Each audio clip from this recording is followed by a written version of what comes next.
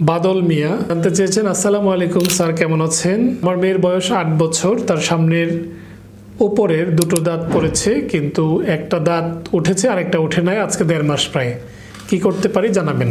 বাদল মিয়া, আপনার বাচ্চার বয়স 8 বছর, দুটো দাঁত পড়ে একটি দাঁত উঠতে দেরি হচ্ছে। 1.5 মাস হয়ে গেছে। এটি খুব বেশি দুশ্চিন্তার কারণ না, যদি উচ্চতা, ওজন, অ্যাক্টিভিটি ভালো থাকে, বাচ্চার ভিটামিন ডি এর পরিমাণ ভালো থাকে। এটি সময়ের ব্যবধানে উঠে যাবে। অনেক ক্ষেত্রে আঁকা বাঁকা হয়ে উঠতে পারে। দীর্ঘদিন আঁকা বাঁকা মনে হলে কিছুটা সময়ের পরে, পার্মানেন্ট দাঁত ওঠার পরে ডেন্টিস্টের পরামর্শ নেবেন।